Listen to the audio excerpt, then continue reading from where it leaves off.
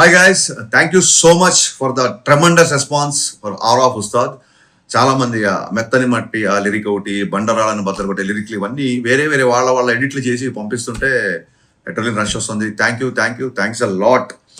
And friend అయితే ఏం చేశాడంటే, పాట స్టార్ట్ అయిన దగ్గర నుంచి ఎప్పుడైతే రిథమ్ స్టార్ట్ అయిందో, ఆ రిథమ్ స్టార్ట్ అయిన దగ్గర నుంచి ఒక పవన్ కళ్యాణ్ గారి ట్రాన్స్లోకి వెళ్ళిపోయాము అందరము. సో ఇంత ముందు సాంగ్కి మీరు డ్యాన్స్ బస్టర్ అని పెట్టారు కదా, దీనికి ట్రాన్స్ బస్టర్ అని పెట్టండి అన్నాడు. So that's a good idea.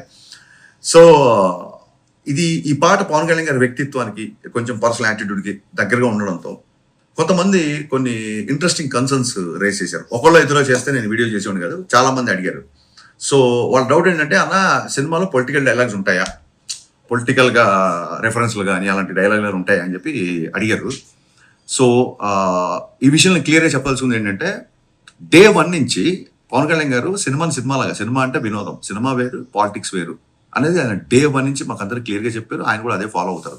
అందుకే చూడండి, సిద్ధాంతపరంగా విభేదాలు ఉన్నా సరే పవన్ కళ్యాణ్ గారు వకీల్ సాబ్లో కానీ, ఓజీలో కానీ ప్రకాష్ రాజ్ గారితో యాక్ట్ చేశారు. ఎందుకు యాక్ట్ చేశారంటే, ఆయన పాలసీ పరమైన పోరాటం తప్ప పర్సనల్ పరమైన పోరాటం, పర్సనల్ అటాకింగ్ ఆయన ఎప్పుడు ఏం చేయడు. సో ఆయన డే 1 నుంచి క్లియర్గా చెప్పాడు, హరీష్ మన సినిమాలో ఒక డైలాగ్ కానీ, ఒక సన్నివేశం కానీ, లేదా ఒక రెఫరెన్స్ కానీ ఏ ఒక్క వ్యక్తి చిన్న పుచ్చుకలా చేసినా, ఏ ఒక్క వ్యక్తిని కొంచెం ఇరిటేట్ చేసినా, ఏ ఒక్క వ్యక్తి తప్పుగా ప్రొవోక్ చేసిన, the whole purpose of cinema అంటే వినోదం, the whole purpose of cinema will not be served, అలాంటివి చెయ్యొద్దు అన్నారు.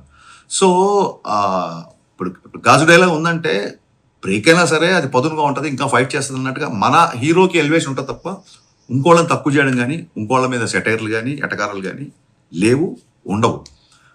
అంటే రీజన్ ఏంటంటే సింపుల్ థింగ్, ఆయనకి అన్ని పార్టీల్లో ఫ్యాన్స్ ఉన్నారు. వాళ్ళు ఓట్లు ఎవరికి వేసినా సినిమా అంటే ఈయన దగ్గరికి వస్తారు.